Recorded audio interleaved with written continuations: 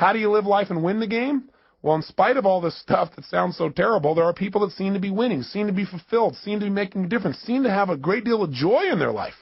And they seem to have it consistently. And they're not doing it through drugs or alcohol or distraction. They're doing it through living a life of significance.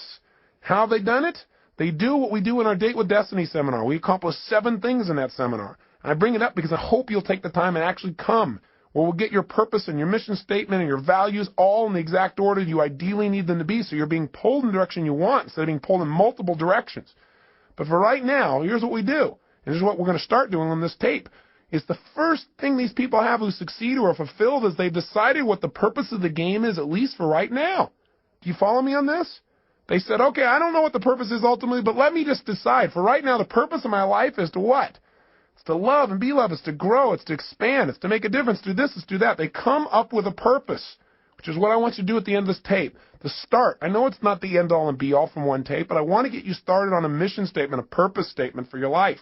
You got to have that. If you don't at least have a target, if you don't know what the goal of the game is, you don't know what to decide to do. We have all these choices, all these opportunities. So you don't have to choose between something that's good and bad. You have to choose between something that's good and something that's great. But if you don't know what your purpose is, if you don't know what you value most in life, you can't make an easy decision.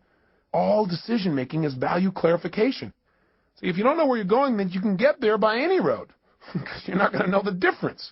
You know, everything looks like a great opportunity. One of the biggest challenges in life is choosing, focusing your life, deciding what to spend your time on, what to spend your energy on.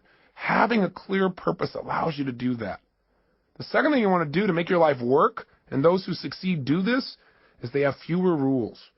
The more rules you have about how people have to be and how life has to be for you to be happy, the less happy you're going to be. See, the happiest people are those people that say, every day above ground is a great day. The happiest people are the people who find joy in a smile, joy in adventure, joy in a simple action. So if you can find joy in that area, then all the big things are just a big bonus for you in your life. So when you find yourself starting to react to something that someone else has done, then you might want to ask yourself, how significant is this really, right? Is this so bad? Is it okay for this person to have a different opinion, a different view, a different feeling than me in this area? And in most cases, you might say, yeah, it is. What would you have to believe in order to be upset? That everybody has to live by your rules? Well, maybe in some areas that's real important. Maybe some other areas it's not as significant. You can just let go of it and have a lot less pain. The third thing that people who win the game of life seem to have in common is they've made their rules consistent. They found the conflicts in their life, and when they find them, they've been honest with themselves and say, this is a total contradiction of what I normally believe in other areas. No more. This is not how I'm going to live my life. Fourth thing these people do that make them succeed is they give themselves pleasure whenever they win, even when the world doesn't. This is really important. You got to realize that sometimes you'll do everything right and you won't get acknowledged. So what? Acknowledge yourself. You got to catch yourself doing little things right and give yourself the pleasure you deserve. After all, if somebody else tells you, hey, great job, and that makes you feel good, it's not them saying great job that makes you feel good. It's when they say great job, you stop and say, that means I get to feel good, and you send a little neurotransmitter that allows yourself to feel the pleasure feeling in your body. Why not just give it to yourself so that you keep yourself on track so you're always reinforcing good behaviors, excellent behaviors, commitments to your highest values?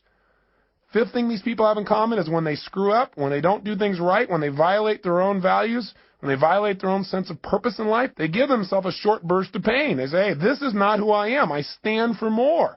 They don't wait for the world to have to give them pain. That's why they're on track. The sixth thing that these people that win have in common is that they know that everybody in life has different rules, and so when they get in a relationship with people, they know they've got to have other people in their life to help succeed in a particular area, they try to find out their rules. Because if you know what's most important to people, if you know what their rules for life are, what their musts are in life, it's a lot easier. And lastly, people who succeed in life, they've learned that life has a purpose, but they also at the same time don't take life too seriously. They don't take themselves too seriously. What's that old funny metaphor? Why do angels fly? Because they take themselves lightly. Right? The bottom line is we've got to look at life in a different way.